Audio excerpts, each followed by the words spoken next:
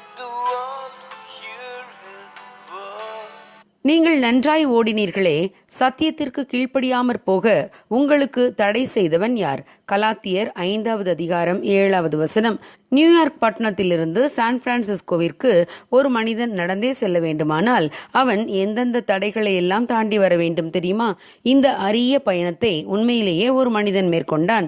அவனிடம், மிக கடினமான இந்த பயணத்தை மேற்கொண்டிருக்கிறீர்களே, என்னென்ன தடைகளை நீங்கள் சந்தித்தீர்கள் என்று கேட்டபோது அந்த மனிதன் மிகவும் ஆச்சரியப்பட வைக்கும் ஆனால் சற்றேனும் எதிர்பாராத ஒரு விஷயத்தை சொன்னான். என்னுடைய பயணத்தில் மிக கடினமானது தூரம் என்று நான் நினைக்கவில்லை. செங்குத்தான மலைகளை நான் கடந்து வந்தேன். அதுவும் எனக்கு தடையாக தெரியவில்லை. மிகவும் வெப்பமான வறண்டு போன பாலை நிலத்தின் வழியாகவும் கடந்து சென்றேன். நான் அதை கஷ்டமாக உணரவில்லை. ஆனால் நான் நடந்து சென்றபோது என் ஷூவுக்குள் நுழைந்த மணல்தான் எனக்கு மிகப்பெரிய தடையாக இருந்தது என்று கூறினான். ஆம் பிரியமானவர்களே, இதை போலவே நம்முடைய ஆவிக்குரிய பிரயாணத்திலும் பெரிய பாவங்கள் நம்மை தடை செய்ய முடிவதில்லை. என்றாலும் நாம் கண்டுகொள்ளாமல் விட்ட சிறிய மணல் போன்ற பாவங்கள் நம் பயணத்தையே வேதனை மிக்கதாக மாற்றி விடுகிறது.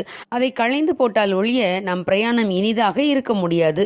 விபச்சாரம், திருட்டு, கொலை, கொள்ளை போன்ற பெரிய பாவங்கள் நம் ஆவிக்குரிய வாழ்க்கையில் தடையாக இல்லை என்றாலும் நாம் அற்பமாய் எண்ணுகின்ற அல்லது நமக்கே தெரியாமல் நமக்குள் இருக்கின்ற சோம்பல், பொறாமை, பொய் போன்றவை மிகப்பெரிய பாதிப்பை ஏற்படுத்திவிடும். அவைகளால் நம்முடைய ஆவிக்குரிய வெற்றி வாழ்க்கை தடைபட்டு போகும்.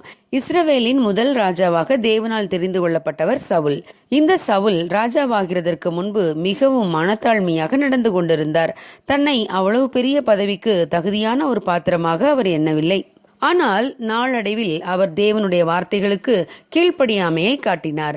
பின்பு தேசத்தில் தாவீதுக்கு கிடைத்த செல்வாக்கு சவுலை பொறாமை கொள்ள செய்தது. அன்றே அவர் தன்னுடைய நிம்மதியை இழந்தார். முடிவிலே அகால மரணத்தை சந்தித்தார். இந்த சவுல் தாவீதின் மேல் பொறாமை கொள்ளாமல் அவரை ஆதரித்திருந்தால் இத்தனை பெரிய கஷ்டங்களை அவர் அனுபவிக்க அவசியம் இருந்திருக்காது. அதே போல வல்லமையான தீர்க்கதரிசியாயிருந்த எலிசாவுக்கு உதவியாளனாக இருந்த கேயாசி எலிசாவின் காலத்திற்கு பின்பு வல்லமையான ஊழியக்காரனாக உருவாகி இருக்க வேண்டும். ஆனால் பண ஆசை அவருக்கு வந்தது. நாகமான் கொடுத்து தன் எஜமான் எலிசா நிராகரித்த காணிக்கையை தான் எப்படியாவது வாங்கிவிட வேண்டும் என்று நினைத்தார். அதற்காக நாகமானிடம் பொய் சொன்னார். பின்பு எலிசாவிடமும் பொய் சொன்னார். அவர் முடிவிலே நாகமானுடைய குஷ்டரோகத்தையும் சேர்த்து வாங்கி கொண்டு வந்தார்.